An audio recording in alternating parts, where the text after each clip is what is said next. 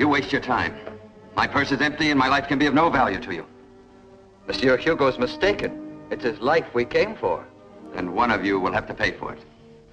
Monsieur Hugo should have reserved such eloquence for his drama and poetry and left politics to others.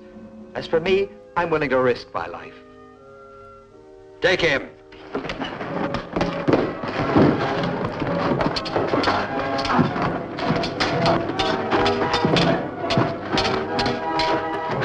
Police! Gendarmes! Police!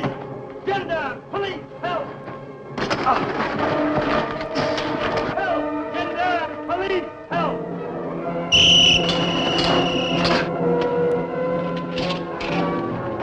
Get out!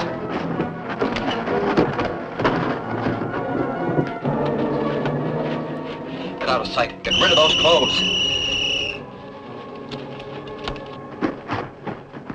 Victor Hugo, Monte Cristo, and your two stalwart friends, Carlo and Jacopo. My thanks.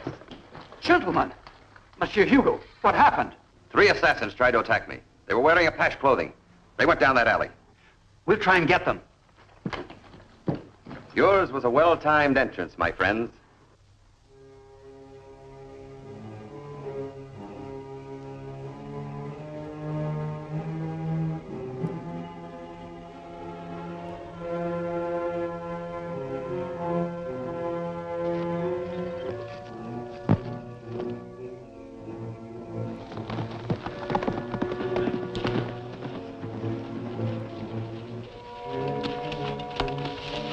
You're making a mistake. Mistake? Aren't these yours? No, no, you're making a mistake. Here's the mistake, assassin. It was yours, not ours. No, no, I was only looking for my daughter. Bring him along, bring him along. No, no, no. Your study keeps late hours, Victor. Between my writings and my duties in the National Assembly, it must. The two Victor Hugo, the literary genius and the politician. Tonight's business appears to concern the political Hugo. The assassin said it was because of politics. But what I have said or done to inspire my death, I can't imagine. Perhaps it's something you were about to do or say, and someone is trying to prevent it. But what could I have possibly been going to do that... Now, I wonder... It's addressed to me as Deputy of the National Assembly, but mysteriously slipped under my door by an unseen messenger. Read that, Edmond. It's from the town of Bourget. Mr. Victor Hugo, Deputy of the National Assembly. If you, whose voice is often raised against corruption in office, would be interested in exposing a foul and wicked traffic in galley slaves... Galley slaves? Sounds incredible, doesn't it? I am ready to clear my conscience and make a full disclosure. But it must be done in secrecy. You're the only man I can trust. My life is at stake. Girard, Chief of Bourget Police. Who knows you received this? Oh, a friend or two in the Assembly, and of course I mentioned to Baron Chablon. Chablon? Director of Prisons. Oh, yes, of course. He wants to go into the matter with me tomorrow. Come in, Sergeant.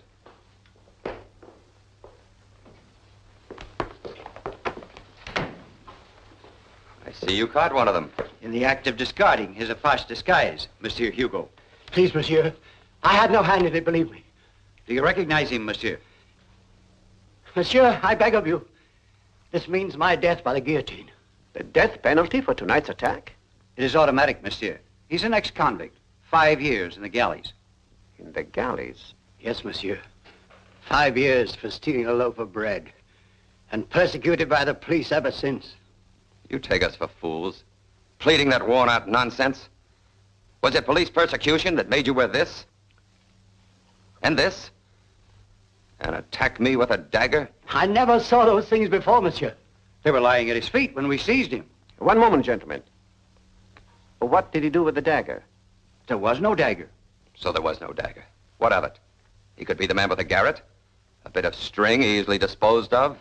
You're jumping to conclusions, Victor. Innocent men have been condemned before. That I very much doubt.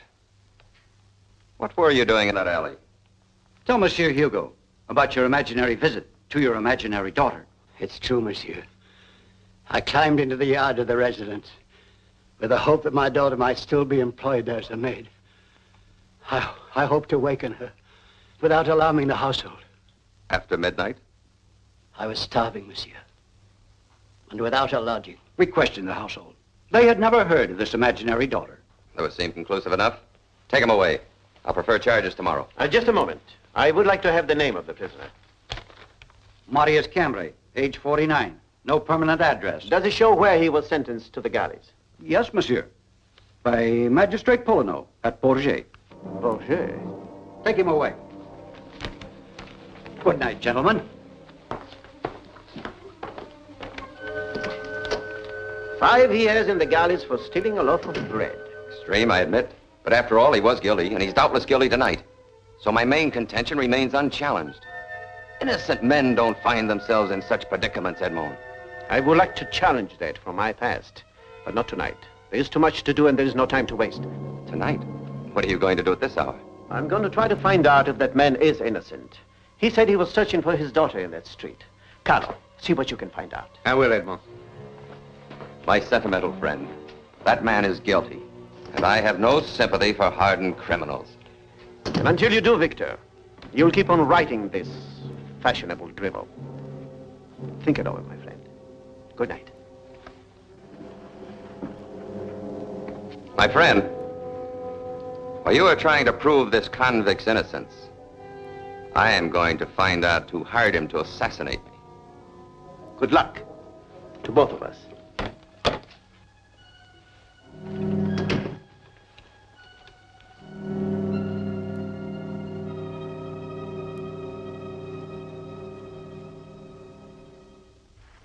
I hated to disturb you, Chablon, but as director of prisons, I know you would be interested in tonight's attempt on my life and see its probable connection with that letter from Bourget.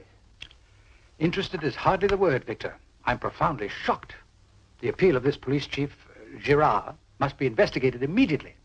I propose to bring the matter before the Assembly tomorrow, without publicizing the chief's name, of course. No, Victor. Why give these conspirators warning? I have a much better plan. You must answer Girard's appeal in person. You're right, Baron. I'll ride down to Bourget in the morning.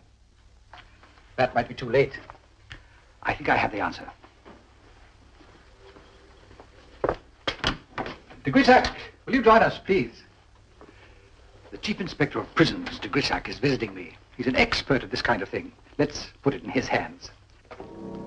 Excellency? Come in, de Grissac. Grissac, I want you to meet my friend, Victor Hugo. A pleasure, monsieur. Mutual, I'm sure. We have an interesting adventure to arrange. The source, perhaps, of a new and sensational Victor Hugo drama. Read this.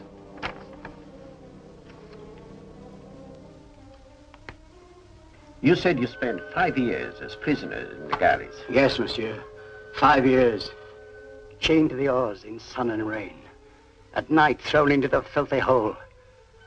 Except those selected for transfer. Transfer? Yes, monsieur. Supposedly to our new colony in Algiers. Actually, they were sold into slavery. What do you mean, Cambrai? It's true, monsieur. The young and the strong were taken away in ships by the Barbary pirates in exchange for gold. Pay to whom? I don't know. But it's the truth. Every galley slave will swear to it. But would they believe us? Infamous. Does the village of Bourget have any connection with all this? I don't know.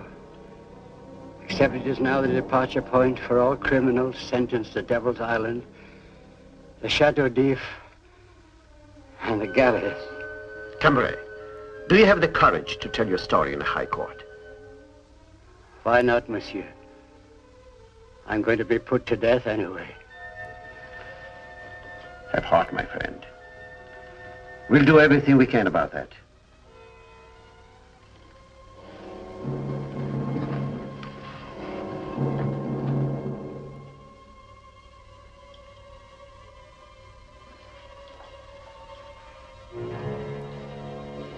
Well, gentlemen, you think anyone would recognize me now?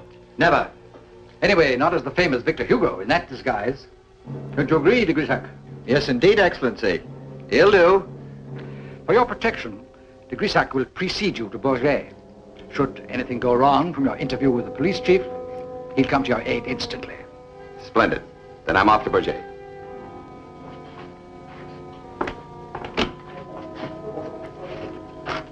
How my friends in the Comédie Française would enjoy this transformation. Enter Gaston Leroux, exit Victor Hugo. Exit Victor Hugo. That's good. That's very good.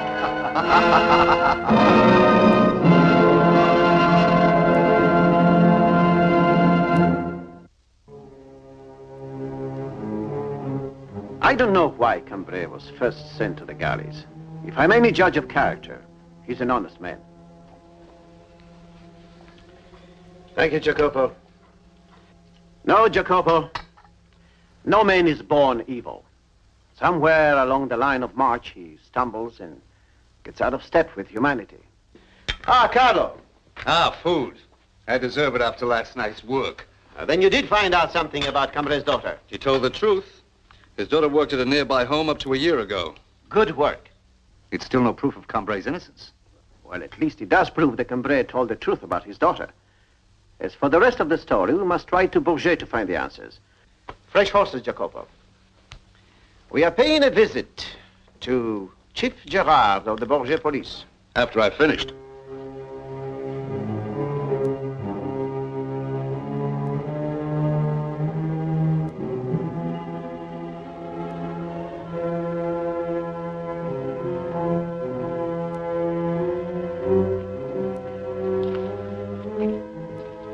Looking for Captain Gerard, Sergeant. And your name? My name is Leroux. I wish to have my papers certified by the captain here.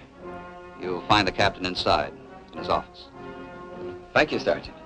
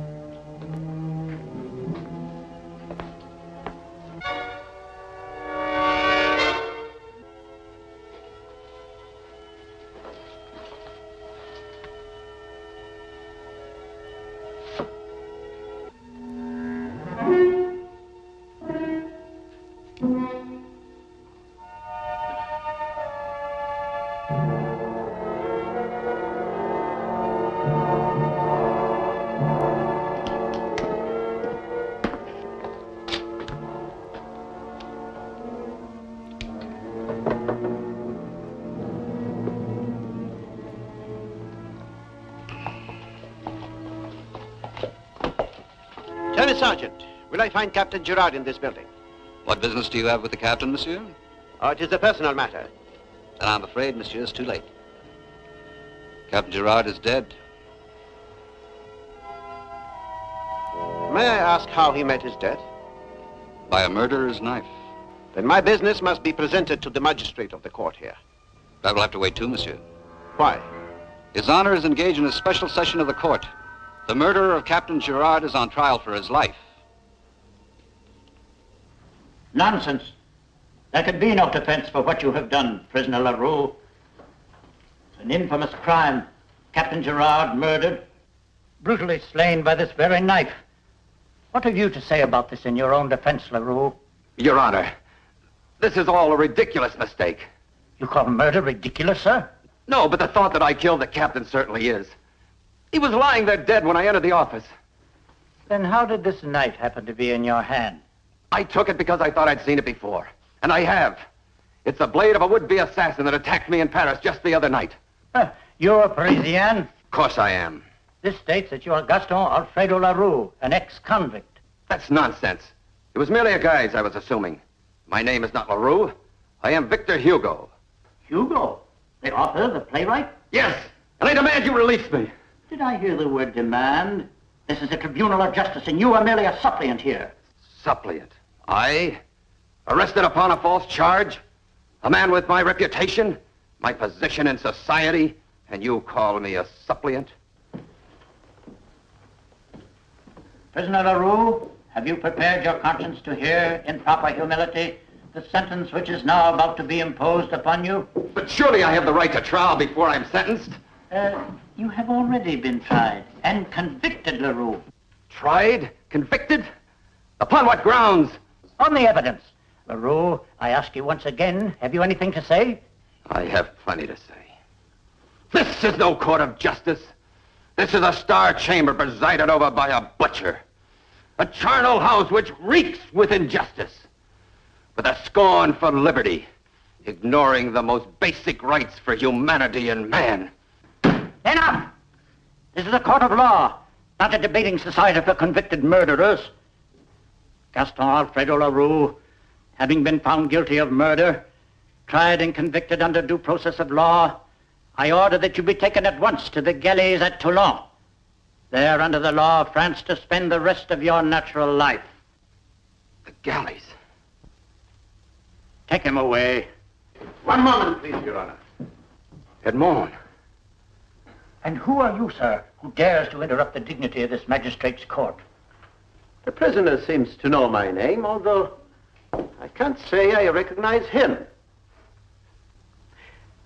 I am the Count of Monte Cristo at your service. Monsieur le Comte, I still demand an explanation of your conduct in this court.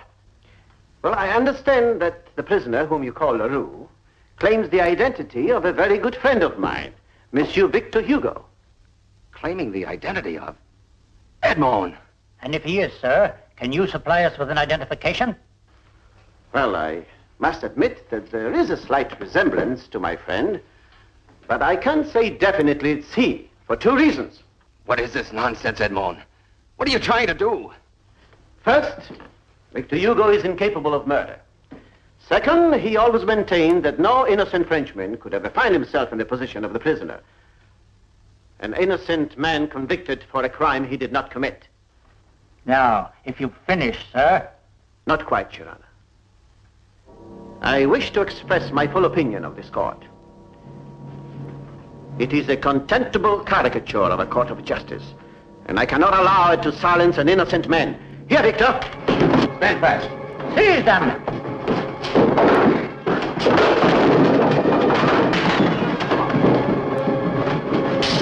Back! Get back! Get back! Both of you!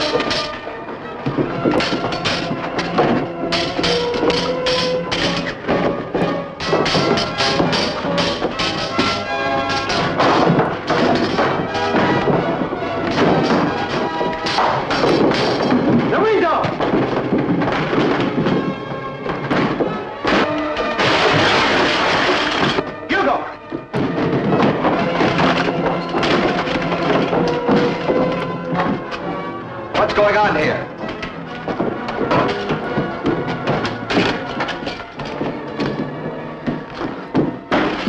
You blundering fool! Get after them!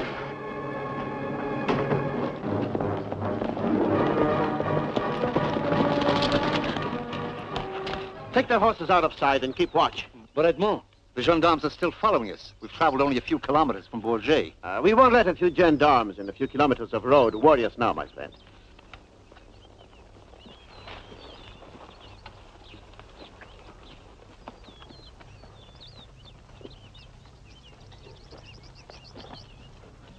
Well, my friend, what do you think of justice as dispensed in the courts of France? I can't believe it, Edmond. Surely these can't be the general conditions in the courts of France. No, fortunately, no. But you can see now what can happen to an innocent man. I can indeed, Edmond.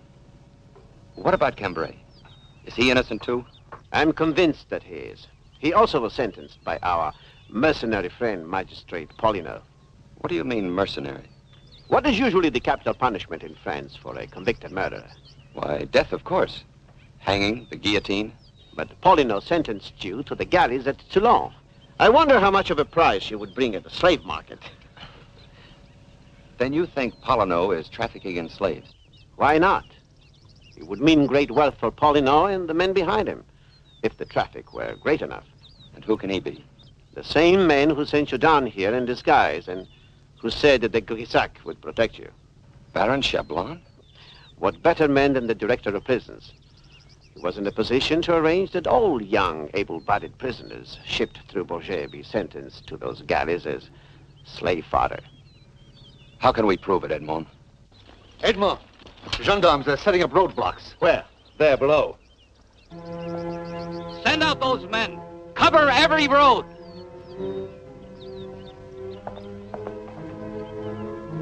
The proof may be moving in our direction. Out of sight, all of you.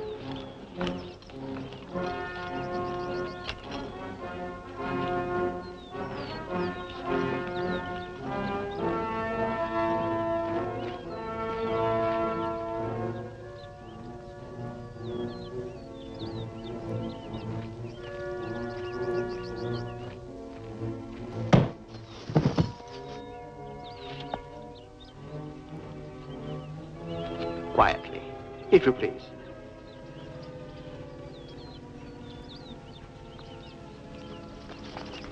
If Monte Cristo gets back to Paris, it will mean our heads. The Minister of Justice will be only too eager to hear his report. They can't escape. Every road north is blocked. What do you think, de Grisac? They're trapped, Excellency, and our men will close in on them in the morning. Besides, Chablon, as a magistrate, I can assure you that they have not one shred of legal evidence against us. As a magistrate, you should know that legal evidence is sometimes meaningless. They must be taken and destroyed without a trace. The famous lime pits of Bourget will take good care of that, Excellency. No. Thank you. We saw your coach outside, Baron, so we thought we'd come in for a little chat. As Deputy of the National Assembly, I arrest you, Baron Chablon. You, Magistrate Palinot, and you, Monsieur de Grisac, in the name of the King. You haven't a scrap of evidence against us. Now, it gives me great pleasure to disillusion you, Baron. Jacopo?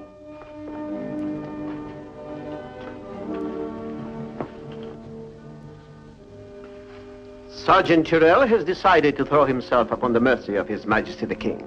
As token of his sincerity, he has led us to the magistrate's file.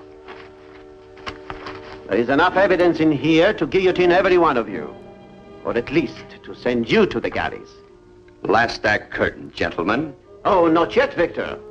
Exit first. Please, gentlemen.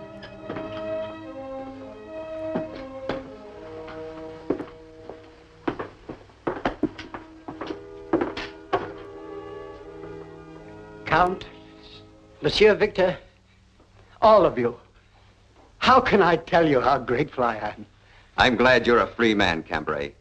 And I apologize deeply for my attitude the other night. There is no need, monsieur. I am too happy a man to bear any grudges. We have located Monsieur Cambray's daughter, and the two of them are going to take care of my little farm near Rouen. Why, that's splendid, Edmond. But there should be something that I can do to repay him for... Yes, of course there is, Monsieur Cambrai. I'm going to make you immortal. Immortal?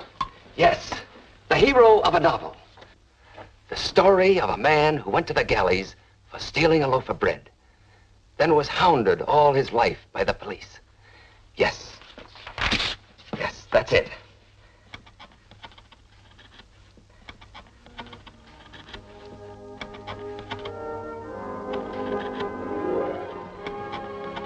Les Misérables by Victor Hugo.